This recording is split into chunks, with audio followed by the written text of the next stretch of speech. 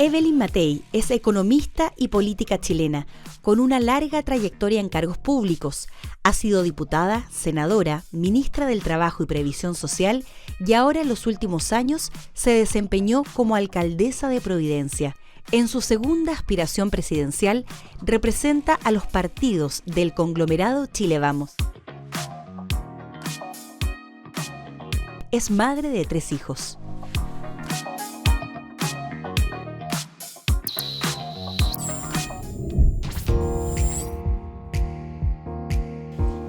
Bienvenidos y bienvenidas a un capítulo más de Habitar el Cargo, programa que hacemos desde Déficit Cero, donde buscamos conversar en esta ocasión con aspirantes justamente al sillón presidencial que nos cuenten de su experiencia de vivienda, barrio, ciudad, pero desde ahí conversar acerca de los desafíos para el futuro de Chile, justamente no solamente de la vida en el país, sino que también de la convivencia entre las distintas personas que estamos acá.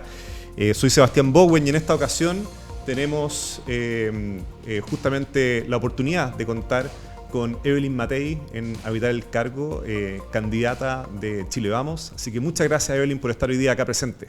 Sebastián, una alegría poder estar acá y además te agradezco esta posibilidad de conversar sobre uno de los aspectos probablemente más importantes en la vida de una persona, de una familia, que es dónde viven, en qué entorno viven, con quiénes conviven. Creo que eso influye tanto en la forma en que uno se levanta todos los días y enfrenta el día. Y hoy día tenemos un déficit tan grande, tanto en la calidad de los barrios como en la cantidad y el acceso a la vivienda. Así que yo te agradezco la posibilidad de conversar esto, porque probablemente uno de los temas más importantes en la vida de un país. Nada, bueno, y comenzando con la conversa, justamente uno de los temas que están detrás de este programa es lo que tú decías, que efectivamente todos hemos tenido alguna experiencia, ¿cierto?, con el barrio, con la casa, con la ciudad, alguna. Y por lo tanto, todos también tenemos una mirada frente a eso, sí, que nos va permeando la forma en que miramos también la vida en sociedad. Así es. Y que incluso influye, por ejemplo, en las vocaciones, ¿verdad?, en las decisiones que uno va tomando, en la familia. En mi caso, una casa influyó muy fuertemente en lo que he hecho todo el resto de mi vida. ¿Y cuál fue esa casa? Esa era una casa que nosotros arrendábamos, estaba en el paradero 34 de la Gran Avenida. A mi padre le habían dado algún puesto en la Escuela de Aviación y nosotros entonces vivíamos al frente. En esa época tú podías cruzar la Gran Avenida, éramos cabros chicos, y la podíamos cruzar sin ningún problema, íbamos a la Escuela de Aviación. Pero, ¿por qué influyó tanto? Porque éramos como 7, 8 niños que veníamos en un auto al colegio alemán, que estaba, imagínate, desde el paradero 34 de la Gran Avenida hasta Eliodoro Yáñez con Antonio Vara. Ahí estaba el colegio. Y en esa época habían muchas de lo que se llamaban poblaciones callampa en esa época, que eran básicamente viviendas que empezaban viviendas hechas de restos de lata, de restos de madera, restos de plástico, colgadas todos a la luz, sin acceso a agua, ni alcantarillado ni a nada. Y le llamaban callampas porque en el fondo aparecían de un día a otro porque había mucha migración del campo a la ciudad. Claro. Y había, por lo tanto, mucha pobreza. Y yo recuerdo haber venido en el auto, éramos muchos niños en un auto, y haber visto a niños a pata pelada en invierno. Y eso me mató. O sea, es una imagen que no me he sacado nunca más de la mente, ni del corazón de alguna manera, ¿no? Porque ahí tú ves la brutalidad, o sea, íbamos todos con frío, imagínate en el invierno, en el auto, etcétera, y ver a un niño a pata pelada en invierno es algo que tú dices, esto no puede ser, de cabro chico. Y eso ha influido porque en realidad toda mi vida, más que la política, a mí lo que me ha interesado es ver cómo logramos primero reducir o ojalá eliminar la pobreza, pero también ver cómo podemos tener mucho menos diferencias sociales en Chile. Yo soy una convencida que un país que tiene diferencias muy grandes entre los que más y los que menos tienen es una sociedad que es inviable política, social, económicamente, pero sobre todo social, porque yo siempre pienso, ¿qué pasaría si yo fuera la mamá de ese niño que no tiene plata para no tener zapatos? y veo otros niños en mucho mejores condiciones. Yo tendría mucha rabia. Hay frustración, ¿no? Ciertamente, hay frustración, rabia, sentimiento de injusticia, etc. Entonces, yo tengo la impresión que en Chile nosotros tenemos que hacer mucho más, y desde esa época tengo la impresión que tenemos que hacer mucho más por tener una mucho mayor equidad. Así que esa casa, más que la casa misma, fue el trayecto, claro, donde estaba ubicada esa casa. Bueno, la casa era harto rica, tenía, porque estaba en la esquina de calle sin salida, digamos, ¿no? Un pasaje, una suerte. Un pasaje, sí, era más amplio que un pasaje, pero ahí nosotros andábamos en bicicleta, andábamos en patines, jugábamos con los vecinos y además podíamos cruzar la Gran Avenida, íbamos a ver cómo hacían gimnasia los cadetes, etcétera. Era una vida muy, muy grata, porque nos sentíamos muy queridos y muy en comunidad. Así que esa casa influyó mucho. Pero hay otra casa que también influyó mucho y de una manera muy distinta. Cuando yo tenía 11 años, a mi padre lo mandaron como agregado... No, él había ganado el mejor puesto, había salido el alumno más distinguido, digamos, de la Academia de Guerra Aérea. Y entonces lo mandaron a un curso de perfeccionamiento en Montgomery, Alabama, en el sur de Estados Unidos. Y vivimos ahí un año. Y yo obviamente no hablaba una palabra de inglés. Llegamos allá, el primer día de clase, prueba de matemática. Ya, prueba de matemática. Yo no hablaba inglés, pero la matemática da lo mismo. Y estamos en la mitad de la prueba cuando la profesora sale de la sala de clase. Y yo miro esto y no podía creer. Yo me acuerdo todavía del shock. Y miro para el lado, nadie sacó un torpeo. Nadie le dijo, oye, ¿cuál es la respuesta a la pregunta? Nadie. Todo el mundo siguió haciendo. Y yo ahí sentí la diferencia cultural con nosotros. Y ahí entendí por qué las casas no tienen rejas. Yo llegué a una casa, íbamos al colegio de la esquina. Claro, ibas al colegio del barrio. Además. Al colegio del barrio, no había ningún... Y yo dije, este es otro tipo de sociedad. Una sociedad donde hay confianza de las profesoras hacia sus alumnos, confianza entre los vecinos, porque tú no tienes rejas, dejas todo abierto.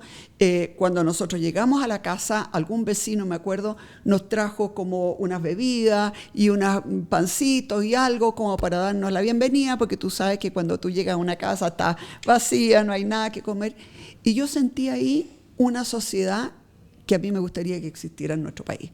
Una sociedad mucho más basada en la cooperación, en la confianza, en la honestidad, y no tanto en la pillería y en cómo tú te haces leso a los demás, etc. Entonces, esas dos casas y su entorno, en realidad, a mí me han formado muy fuertemente. Súper interesante, porque las dos casas que mencionas y la experiencia, los testimonios que, cierto, narras de manera tan directa, tocan dos teclas.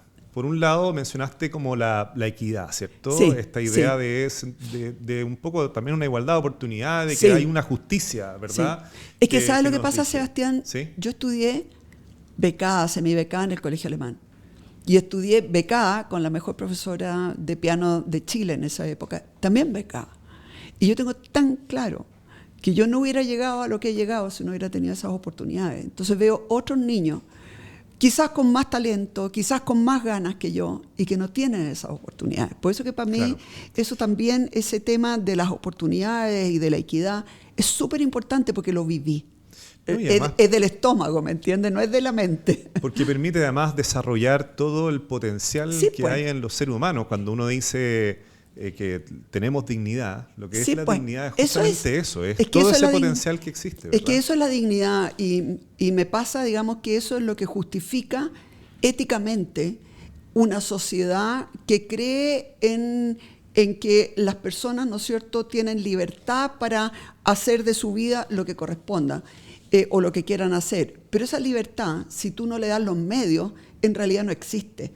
Y por eso que éticamente para mí es como la base de una sociedad social de mercado, que es la que yo creo. Si tú no tienes equidad de oportunidades, entonces no se sostiene. Y en ese sentido, te mencionaba, hay dos conceptos muy éticos que han mencionado. Uno es esa idea de la equidad, ¿verdad? Sí. que es altamente relevante, porque es también una forma de reconocer. Yo siempre digo, no se trata de dar dignidad, sino que reconocer la dignidad del ser humano a través de derechos, porque nace con dignidad, ¿cierto? tú no se la das. Y el segundo concepto que mencionaste es la confianza. La confianza. ¿Verdad? Como probablemente un punto necesario para poder construir esa sociedad. Y ambas cosas están interrelacionadas, ¿cierto? Totalmente interrelacionadas. ¿Cómo estamos hoy día en Chile, comparativamente, en ambos temas? En la confianza y en la equidad. ¿Cuál es tu sensación, tu percepción? A ver, yo creo que en la confianza no podemos estar peor. Y creo que va a haber un antes y un después en Chile después del nombramiento de la nueva Contralora. En realidad ya no es tan nueva, lleva varios meses. Pero yo siento que ella, de una manera muy poco... sin aspaviento, sin hacer ningún tipo de... Yo soy la chora que vengo a cambiar. No, calladita. Pero nos está sacudiendo de una manera, porque está diciendo, mire, la licencia médica es para que usted de verdad pueda tener un reposo porque está enfermo.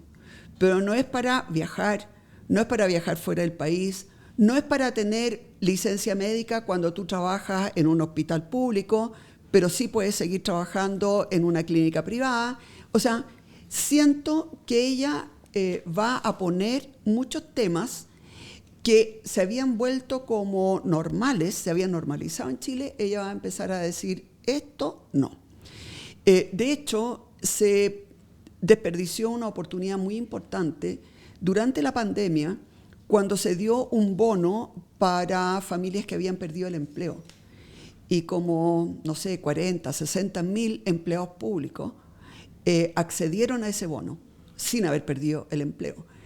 A mi juicio, ahí ya se debiera haber, y hoy día salía, o en estos días ha salido en el diario, que efectivamente todo el mundo ahí hizo, no, que esto es inaceptable, que no se puede, qué sé yo, pero nunca más se supo ni de los sumarios, ni de si echaron a alguien, probablemente no echaron a nadie, y por lo tanto la señal es, no importa, sigue haciendo la pillería porque en realidad te lleváis la plata, y el tonto, el honrado, es tonto, que no accedió a ese bono, bueno, perdió nomás. ¿Te fijas? Entonces, pero esto que se da en el sector público, se da en el sector privado, se da en las empresas, se da en la iglesia, se da entre los generales. O sea, ha habido una cantidad de gente que ha actuado y que se ha llevado plata a la casa sin merecerlo. Esto también tiene que ver, por ejemplo, con poner a personas en cargos para los cuales no están preparados, para los cuales no tienen el currículum, etc. Entonces, hemos ido corriendo el cerco de lo que es éticamente aceptable en Chile hasta llegar a un momento en que ya casi uno no reconoce el Chile que éramos hace 50 años atrás, donde realmente, yo creo que la plata llegó demasiado rápido y llegó demasiado fácil a Chile. Y hoy día, pucha que uno echa de menos este sentido de que tu sueldo, tú trabajas por tu sueldo, no tienes por qué acceder a un mayor sueldo a través de pillerías, y en realidad tratemos de sacar a Chile adelante entre todos. Eso yo creo que se ha perdido de una manera terrible, y yo creo que tenemos una tremenda oportunidad con esta nueva Contralora. Es interesante el enfoque del cual lo enfrenta. Aclarar únicamente a la gente que no nos está viendo y que está escuchando, cuando decías el honrado es tonto, lo decías entre comillas, ¿verdad? Lo dije, sí, es muy importante, sí, lo decía entre comillas, porque lo que pasa, ¿no es cierto?, es que yo creo que nosotros tenemos que, tenemos que premiar al que es honrado. Pero en la sociedad en que estamos viviendo, cuando, por ejemplo, una profesora nunca falta clase, está de verdad preocupada de sacar a sus chiquillos adelante, y ve que el de al lado se va un mes a Orlando con licencia médica, bueno, el honrado yo creo que en algún minuto debe sentirse un poco tonto. Y la maravilla es que persisten en seguir siendo honrados. Y por eso que yo creo que a ellos de verdad hay que premiarlos, pero también a los otros hay que sacarlos, porque van corrompiendo el sistema. Así que sí, gracias por hacer esa... Y en ese sentido tú lo enfocas desde una perspectiva ética, y quiero profundizar en ese punto, porque Esto no pasa por nada. Tú has explicado de manera muy clara el por qué empieza a suceder, ¿verdad? Y de alguna manera uno dice, bueno, hay otros rompiendo reglas, están ganando, están avanzando, están tomando atajo. Además, yo hago lo que me dicen que tengo que hacer y no recibo nada. Eso empieza a pasar también, ¿cierto? Pero sí que eso es lo que pasa. Pues. Claro, empiezo a ahorrar para la vivienda, no tengo forma de comprarla, aumenta más el precio de lo que yo logro ahorrar, ¿cierto? No tengo finalmente una pensión como me habría gustado tener, a pesar de que trabajé, no tenía laguna. Me saco la mugre, no llego a fin de mes. Exactamente. Estoy viviendo de allegado con mi suegro, tengo un niño. Me saqué la cresta para que mis hijos estudiaran en la universidad, no tienen después trabajo necesariamente. Entonces, hay una dualidad, por un lado, de que veo que otros se aprovechan, y por otro lado, cuando estamos haciendo las formas de manera correcta, ¿cierto? No avanzo. No tengo ese avance. Entonces, uno apela, tú estabas apelando ahí, a que más allá del modelo que exista, hay una ética, una cultura, ¿cierto? Sí. De la sociedad que tiene que prevalecer. Así en esa honradez, ¿verdad? Así es. En probablemente moverse en función de ciertos valores. La comunidad también lo has mencionado. Es que la comunidad es súper importante. Nosotros tenemos que entender que o sacamos a Chile adelante entre todos, pero además, Sebastián, hay un tema más importante. Cuando tú empiezas a perder la ética, también se van destruyendo las defensas que tú tienes como sociedad ante peligros muy graves, como por ejemplo el narcotráfico. Leía en las noticias que como 10 o 12 carabineros habían sido destituidos en estos días porque estaban aceptando coimas para no hacer los controles en Guara. Mira lo grave que es, porque por Guara sabemos que puede estar entrando la droga, pueden estar entrando inmigrantes ilegales que son complejos, que vienen a delinquir, etcétera. Entonces, hace pocos días atrás veíamos también un gendarme que lo habían pillado con casi 2 millones de pesos en el bolsillo, 22 celulares, droga, y estaba proveyendo a los presos. Entonces, cuando en una sociedad la coima y el actuar ilegal pasa a ser normal, entonces la sociedad ya no tiene defensas ante algo tan grave como es el narcotráfico y el crimen organizado. Por eso que es importante, porque ahora han pillado a algunos carabineros, han pillado a un gendarme, pero esto puede pasar entre jueces, puede pasar entre fiscales, puede pasar, recordemos que en México el SAR antidrogas estaba vendido o comprado por una de estas asociaciones criminales, ¿no es cierto? Entonces, el tema de la ética y de hacer lo que se debe hacer ya no es solamente un tema de que es injusto, sino que en realidad es crítico para la supervivencia de nuestro país como un país libre. Y en ese sentido tú estás hoy día en una posición de liderazgo, ¿cierto? Como candidata de un bloque grande de nuestro mundo político, que aspira además a la presidencia de la República. Entonces, ciertamente hay temas de política pública que ya nos vamos a meter ahí, que hay que hacer. En materia de seguridad, en materia de vivienda, de barrio, de muchas cosas. Pero desde otra perspectiva, para tocar esta tecla, como hemos hablado, ética, cultural, ¿qué es lo que se puede hacer desde el rol en que estás hoy día y desde el rol al cual aspiras a estar mañana? Mira, hay personas a las que uno puede querer, que uno puede conocer de toda una vida. Y esas personas se pueden equivocar y pueden equivocarse grave. Y tú no tienes por qué perderle el cariño, pero sí tienes que entender que esa persona no puede seguir en el espacio público. No puede. Y en eso yo creo que todos tenemos que ser súper claros, que aunque sea de mi sector político, hay cosas que tú no puedes aceptar. Porque en Chile estamos súper acostumbrados a decir, miren lo que pasó acá, cuando el que quebró la confianza pública es del otro bando político. Y cuando es alguien de nuestro sector político, todos miramos el techo. Y eso no puede ser. Uno tiene que entender y tenemos que armar de alguna manera una masa crítica de gente que, independientemente del color político, diga esto es inaceptable, esta persona hay que removerla. O sea, por lo Yo tanto, creo también una suerte también de testimonio también, ¿cierto? Además de la acción concreta. Es que exactamente, tiene que ser testimonio, tiene que ser conversación, o sea, y en esta materia yo, por ejemplo, conversaba mucho en su minuto con don Enrique Silva Sima, una persona que claramente no era de mi sector político, pero yo le tenía mucha admiración también, por ejemplo, a Edgardo Benninger, éramos bien amigos, y hablábamos de este tema, porque yo en esa época ya estaba hablando de que en Chile la corrupción estaba aumentando muy fuertemente. O sea, yo vengo con esto desde que era diputada. Y siempre me decían, no, miren las encuestas, Chile está súper bien en materia, pero yo veía que estábamos cayendo por una pendiente muy peligrosa y en que cada vez más se iba corriendo el cerco de lo que era aceptable.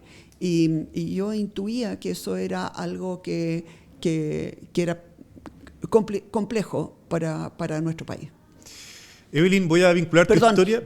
Y lo compartíamos mucho con ellos, mucho. Bueno, tú estabas hablando de una suerte de amistad cívica también. Amistad cívica, sí. Bueno, además con Enrique Silva Sima teníamos el cumpleaños el mismo día. Entonces nos sentíamos como... Y con Edgardo Benninger era una persona de cuya inteligencia y de cuya sensatez aprendí mucho. Y voy a vincular tu historia con las políticas públicas directamente. Te ha tocado estar en distintos roles dentro del aparato público, ministra, senadora, ¿cierto? Alcaldesa, particularmente en los últimos años. Y estamos viviendo hoy día una crisis que no es únicamente habitacional, es también urbana, ¿cierto? Nuestras ciudades, por decirlo así, no están dando abasto ni respondiendo específicamente a una demanda cada vez más diversa, más amplia. Y cuando uno ve Providencia, donde fuiste alcaldesa, evidentemente, bueno, una comuna de altos ingresos en el país, ¿verdad? Que tiene ciertos niveles de diversidad de todas maneras. Estábamos súper endeudados y en DICOM. En la municipalidad, efectivamente. Sí, pues. Pero tú ves Providencia y dices, bueno, hay vivienda, hay servicios, ¿verdad? Hay servicios. Hay infraestructura, hay parque, transporte, hay parque. Los niños pueden salir a jugar, las mamás se juntan en las plazas, los jóvenes, hay barrio. De lo que más me preocupé es que efectivamente se viviese el barrio en Providencia. Y por eso quería ser alcaldesa de Providencia, porque sentía que era una comuna en que el barrio se valoraba. Y se valora y se vive. Se valora mucho. La pregunta entonces crucial, y que es muy atingente a tu persona hoy día, es, bueno, ¿cómo no llevar exactamente eso mismo? Absolutamente. Pero ¿cómo lograr llevar efectivamente esa planificación, ese desarrollo integrado, ¿cierto? De vivienda, infraestructura, de servicio, de distintas cosas y por lo tanto también de barrio, a aquellas ciudades donde hoy día tenemos una demanda habitacional por vivienda, una demanda por servicio, que mucha gente efectivamente dice, bueno, me dieron una casa, pero estoy lejos del transporte, estoy lejos de la educación, o al revés, y me tengo que mover en esto, ¿cierto? Mis hijos no tienen dónde jugar en forma segura, tranquila, etc. A ver, nosotros estamos trabajando con un grupo como de 30, 40 personas que saben mucho, tanto en cómo mejoramos los barrios que ya existen, y en cómo también densificamos en ciertos lugares y cómo le damos acceso a una vida digna, lo cual significa vivienda, pero también acceso a servicios, ¿no es cierto?, a los habitantes. Entonces, por ejemplo, tú no te puedes imaginar la diferencia que hace hacer una linda plaza ahí donde hay un sitio baldío. Yo iba a hacer clase, estuve haciendo clase durante un año, clase de matemática, en el Colegio José Agustín Alfonso, en Pedro Aguirre Cerda. Justo al frente del colegio había un área que podría haber sido una plaza preciosa, pero que era tierra apisonada, donde se estacionaban autos, donde crecía uno que otro árbol raquítico, y tú eso, si lo conviertes en un lugar verde, con buenos juegos para los niños, con buenas máquinas para hacer ejercicio para la juventud, donde las mamás puedan ir a estar con sus hijos bajo una sombra y tengan un banquito lindo a sentarse, le cambia la vida a todo el barrio. Entonces, estamos tratando de ver, y ahí hay mucha gente, está por ejemplo la Fundación Nuestros Parques, nosotros mismos estamos viendo, yo tuve mucha experiencia porque hicimos muchas plazas o rehicimos muchas plazas y parques en Providencia y vi cómo cambia la vida. Eso es una cosa. Lo segundo es que, por ejemplo, uno ve que todos los vecinos lo que quieren son puras casitas de 2 pisos, y yo los entiendo. Yo tampoco quisiera que me construyeran un edificio al lado de mi casa. Sin embargo, ya no hay espacio para eso. Y tenemos, no sé, 700.000 viviendas que faltan, otros hablan de 1 millón. Son muchas las viviendas que faltan. Y uno dice, bueno, pero ahí donde se ha hecho una tremenda inversión, por ejemplo, en el metro, ¿no debiéramos tener acaso normas especiales para que a 3 cuadras a la redonda del metro tú pudieras tener, por ejemplo, premios de mayor densificación, de mayor altura, por ejemplo, que pudieran haber también viviendas para personas que viven solas, viviendas de arriendo también, que le permita un acceso a una movilización razonable? Porque claro, el Estado ha invertido pero miles de millones de dólares en el metro, y no puede ser que sea todo para casas, ¿no es cierto?, de 2 pisos. Entonces yo creo que ahí nosotros vamos a tener que entrar a hacer una microdensificación ahí donde el Estado ha hecho una inversión importante. Después uno dice tantas personas que están pagando un arriendo caro, que a lo mejor podrían estar pagando un dividendo en vez de un arriendo, pero que no logran juntar el pie. Entonces uno dice, bueno, ¿no podría, por ejemplo, el Estado hacer una garantía estatal para la clase media, para que le bajen el costo del pie, y entonces en vez de un arriendo esté pagando un dividendo? ¿No se podría hacer acaso eso? Nosotros lo estamos estudiando. Después, por ejemplo, uno dice, bueno, aquí hay una tremenda franja de terreno, pero no tiene parque, no tiene un consultorio, no tiene un colegio cerca. ¿No le podríamos a lo mejor hacer una licitación y que algún privado entre a desarrollar todo ese terreno con acceso a colegio, a parque, a todo lo que significa, ¿no es cierto?, tener un buen barrio, y que después pueda en el fondo ser una especie de concesión en que, por ejemplo, cobre arriendo durante 20, 30 años? A lo mejor el arriendo puede ser con leaseback o con leasing, de tal manera que después de pagar 20 años o qué sé yo, tú seas dueño de tu departamento. Entonces, lo que yo estoy viendo es que nosotros hemos recurrido solamente al DS-49. A los subsidios, digamos. Al subsidio, ¿no es cierto? Que además ha subido mucho. Antes eran como 130 UF el subsidio del DS-49. Años, claro, y ahora son 1.200. Entonces ya no da. Ayer, por ejemplo, estuve en Quilpué, donde se quemaron, no sé, más de 7.000 viviendas. Y lo que vi es que las personas están haciendo autoconstrucción. Y lo están haciendo con ayuda de sus familiares, con ayuda de sus amigos, endeudándose, etc. ¿No será que en algunos casos en realidad lo que le debiéramos dar es un sitio bien ubicado, con acceso a servicios, pero permitirles que ellos también hagan parte del esfuerzo? O sea, yo creo que nosotros tenemos que ir a una gama mucho más diversa de soluciones habitacionales, de tal manera que los que puedan hacer autoconstrucción la hagan, los que puedan vivir solos en un departamento pequeñito, pero bien ubicado, cerca del metro, puedan, aquellos que están recién partiendo una vida y que a lo mejor no quieren comprarse una casa porque lo que quieren es algo chico para ellos solos, y que cuando a lo mejor algún día tengan una pareja, tengan niños, ahí sí que a lo mejor van a querer comprar una vivienda, ¿te fijas? Y a lo mejor al revés, personas que tenían una vivienda pero que a esta altura ya quedaron solos, los hijos se fueron, la pareja ya no está, en fin, y tú quisieras volver a tener algo chiquitito, pero ¿cómo vendes esa casa que fue subsidio? Entonces, yo siento que nosotros tenemos que salir un poco de este esquema tan cerrado que tenemos, puro DS-49, y echar a andar la imaginación para muchas otras soluciones alternativas que le permitan a la gente acceder a una vivienda, a un techo que puedan llamar propio, y también a un entorno más grato. Súper interesante, Evelyn, porque tú acabas de desplegar una agenda súper ambiciosa, en el buen sentido de la palabra, ¿cierto? Claro, sí. Ambiciosa desde el punto de vista del desarrollo urbano habitacional. Sí. Mencionaste cooperación pública-privada, Sí, mencionaste claro. la densificación, mencionaste también la diversificación. ¿Cómo ha cambiado la familia? Cómo ha cambiado la familia, por eso diversificar. Hay una Claro. demanda diversa, se necesitan soluciones es. diversas. Así Mencionaste también atender a sectores medios. Hoy día la Sí, crisis pues. habitacional no está afectando únicamente a sectores vulnerables, sino A también a sectores medios, con mucha O sea, fuerza. ellos ya no están pudiendo acceder a una vivienda. Y eso es muy grave porque para la clase media la vivienda ha sido su refugio, ha sido su seguridad, ha sido su hogar. Es donde han construido familia, es donde han construido una vida completa con sus vecinos, en su entorno. Hay un arraigo muy importante y eso no lo están logrando.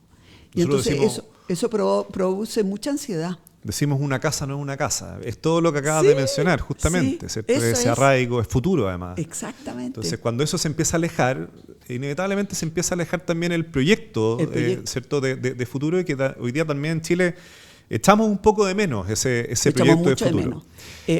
Yo creo que tiene mucho que ver con esa ansiedad, con esa...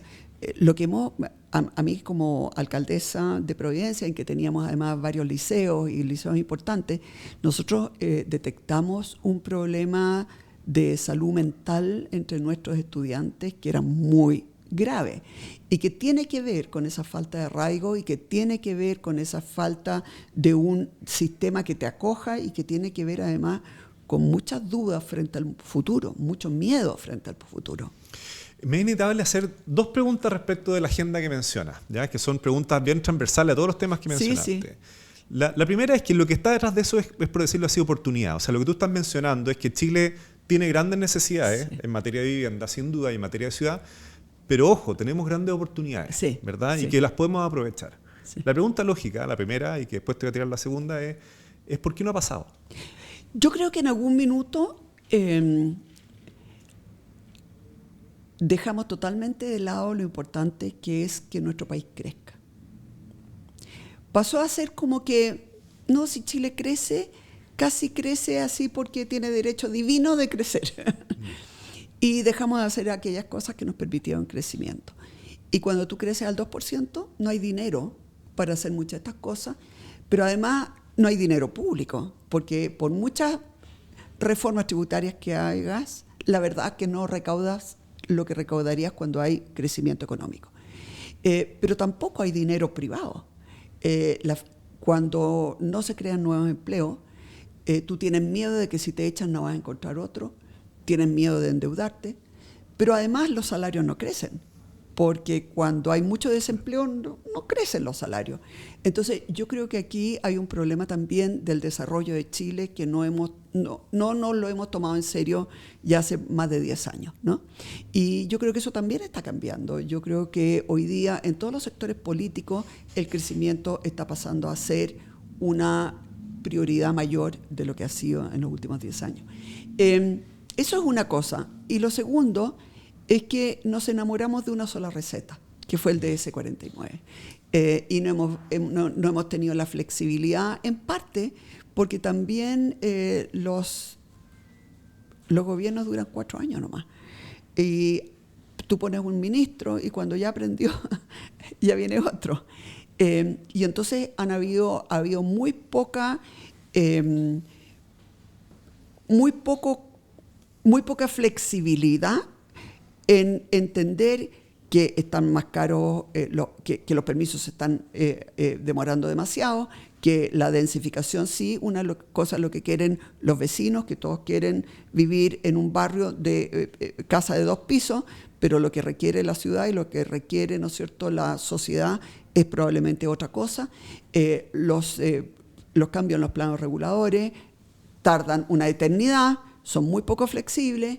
Entonces, ha habido muy poca posibilidad de adaptarse frente a todos los problemas que estamos enfrentando y por eso que nosotros armamos este grupo en torno a la vivienda y en torno al barrio y en torno a la calidad de la ciudad, ya lo armamos hace un año atrás. Vienen hace un año trabajando. Es interesante, solamente una aclaración. Cuando Evelyn dice el DS49, te refieres efectivamente al subsidio a la demanda de vivienda para la adquisición de vivienda sin deuda. Sin deuda. ¿Cierto? Perdón, yo hablo en sí, no, es que a nosotros también nos pasa. Y estamos, entonces, y a lo mejor hay algunos que están dispuestos a tener una deuda. No, claro. ¿Te fijas? Pero que a lo mejor le subsidian, no sé, 30% o 40%. La diversidad. La diversidad es altamente relevante. Y, interesante y eso tiene que ver con la clase media. Sin duda. Sí. Y es interesante lo que mencionas del crecimiento, porque cuando Chile más ha disminuido su déficit habitacional. Fue cuando más crecía. Es cuando más crecía. O sea, efectivamente hay una variable muy relevante estructural, que es el acceso finalmente a el ingreso como forma de acceder a la vivienda, ¿verdad? Entre otros elementos, pero esa variable es muy importante. Pero al mismo tiempo, cuando hay harta construcción de vivienda, infraestructura y otros elementos, potencia el crecimiento. Pero entonces, potencia el crecimiento. Es como de ida y vuelta, ¿no es cierto? O sea, cuando uno ve que han quebrado como 700 empresas constructoras en los últimos años, 700 empresas constructoras han quebrado. Uno dice, bueno, ¿y dónde están trabajando todas esas personas que trabajaban en esas 700 empresas, ¿no? Y cuando uno ve que hoy día se están construyendo más o menos la mitad de las viviendas que se construían hace 20 años atrás, y uno dice, bueno, esas personas que trabajaban en eso hoy día están cesantes o están trabajando de manera informal. Entonces, claramente el tema del crecimiento es muy importante, Sebastián. Y la construcción depende del crecimiento.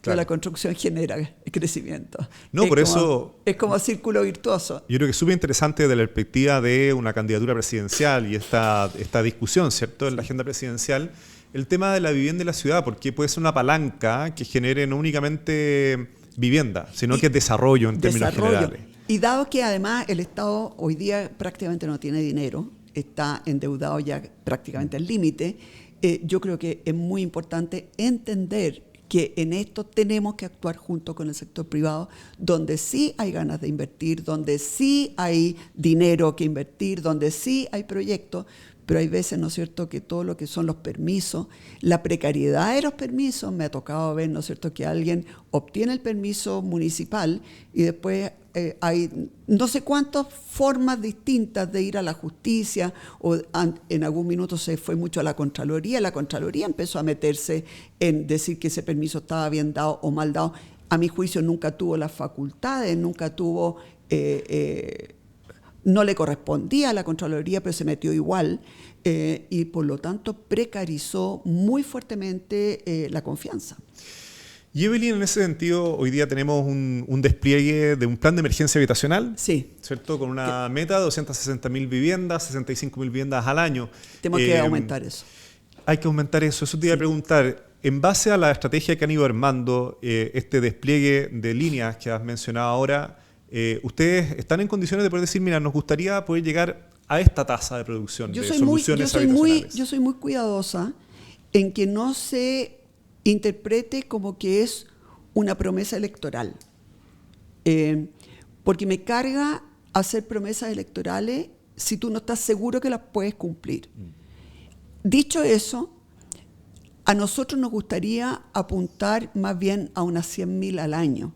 Soluciones habitacionales. Soluciones habitacionales. Que puede ser arriendo, que puede ser concesión, que puede ser un subsidio a un porcentaje de la vivienda, o que puede ser también, ¿no es cierto?, esta casa sin deuda. Pero yo creo que hay que apurar el tranco porque tanto el tema de la migración, que ha aumentado muy fuertemente, ¿no es cierto?, la cantidad de gente que vive en Chile, como el tema de que hoy día muchas familias son una sola persona, o dos, ya no 4. Por lo tanto, se requieren más hogares con la misma cantidad de gente, ¿no es cierto?, más vivienda. Entonces, nosotros sentimos, digamos, que debiéramos estar tratando de apuntar a eso y dejando súper claro que no es una promesa electoral, porque yo insisto, no hay nada que desprestigie más la política que los políticos empecemos a hacer promesas que sabemos, o en algunos casos que se sabe que no se puede cumplir, y en otros casos que uno no está seguro que se pueda cumplir. Perfecto. La pregunta con la que me había quedado es que cuando hablamos de este tema, pensamos en tasas de interés, ¿cierto? Sí. Pensamos en las grandes ciudades. Calculamos que el 70% de la demanda aproximadamente se concentra en 10 grandes ciudades en Chile, ¿ya? Pensamos, por lo tanto, también en suelo, en planificación. Eso es fundamental. En transporte, eso es fundamental, ¿cierto? En infraestructura. Puros temas que el Ministerio... Es que no se planifica. Pero en ese punto, hacia allá iba, el Ministerio de Vivienda tiene elementos, ¿cierto?, para tocar ahí, pero no dependen exclusivamente del Ministerio de Vivienda. No depende. Es algo que si no viene desde la presidencia, desde algo que coordine al Estado, efectivamente, no van a suceder. Entonces, está en ese nivel en tu planteamiento. Fíjate, Sebastián, que ayer fui a Villa Alemana. En Villa Alemana se está construyendo un tremendo hospital, que va a ser el hospital de la provincia del Marga Marga. Y va a venir, por lo tanto, mucha gente, además del campo, de las comunas aledañas, etc. Y la calle, si venía un bus en una dirección, el otro bus que iba en la otra dirección tenía que hacerse a un lado para que pasara. Y entonces estuve hablando con la gente que vive ahí al frente y ellos están histéricos. Me dicen, pues si nosotros no vamos a poder salir de nuestras casas cuando este hospital empiece a funcionar. Entonces, tú ahí ves cómo a nosotros nos pasó también con el Hospital Salvador. El Hospital Salvador, un tremendo hospital, con unas veredas que eran como, no sé, de 1,5 metros, 2 metros, o sea, donde no cabe el flujo de la gente que va a venir por el metro. Entonces, uno se da cuenta que falta planificación urbana, falta planificación frente a las grandes inversiones, y obviamente que esto no depende solamente del hospital, del Ministerio de Salud, el caso del hospital, ni del Ministerio de la Vivienda, en el caso de la vivienda, sino que en el fondo, si no hay una obligación impuesta desde la Presidencia de la República para que se coordinen los distintos ministerios, estas cosas al final provocan mucho caos y problemas. Evelyn, para ir cerrando, yo conversé contigo hace 2 años atrás. Sí, fue muy entretenido, me acuerdo. Fue una muy buena conversa. Sí. En otro momento, recuerdo que ahí tú dijiste, tal vez tendremos que evaluar, ¿cierto?, si asumimos otro tipo de responsabilidades nacionales. Sí. Me acuerdo que lo estabas mencionando en esa época. Sí. Y justamente ahí me acuerdo que me comentaste que viviste un par de años en Alto Hospicio, ¿ya? En otro momento, ¿cierto? Hace tiempo atrás. Sí. En no un existía momento ciudad todavía. En que no existía ciudad, en que no están los campamentos que hoy, así ¿cierto? Los campamentos, tomas que se pueden y los socavones. Ver, ¿cierto? Y los socavones. Y que se ven desde todos los lados. Entonces, desde ahí te quiero llevar a un tema para ir cerrando la conversación de justamente la problemática de la emergencia habitacional y particularmente de campamentos hoy día en Chile. ¿Lo han conversado justamente en este equipo, en este grupo? ¿Cómo enfrentarla? Lo hemos conversado y la verdad es que lo que hemos llegado a acuerdo es que tenemos que activar muy fuertemente el acceso a una vivienda o a un sitio regular, justamente para evitar este tipo de tomas, porque las tomas, ¿no es cierto?, hay muchos problemas ahí. Muchas veces, obviamente que no siempre, hay alguien que manda ahí adentro. Y el que manda cobra un arriendo por un sitio que no es de él. Cobra por la luz y el agua, que tampoco la provee él. Y en el fondo ahí hay mafias.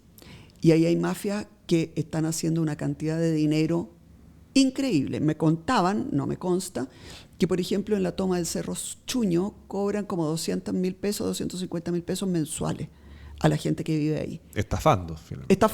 Estafando, pero si tú eso lo multiplicas por 700 familias, tú te das cuenta que es un negocio para el crimen organizado muy lucrativo. Y entonces ahí empiezan además a escoger soldados y empiezan a meterlos en el crimen organizado. Entonces la verdad es que el tema de los campamentos no solamente es algo muy grave desde el punto de vista del acceso a la vivienda, sino de lo que ocurre ahí en el sentido de que muchas veces a esos campamentos no puede entrar un carabinero. Es la ausencia del Estado, claro. Es la ausencia del Estado.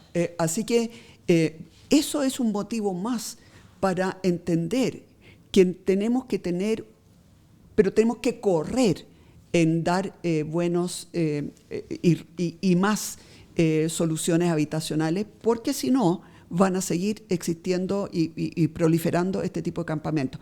Campamentos que además, y quiero ser súper dura acá, yo nunca descarto que el dueño del terreno aliente la toma.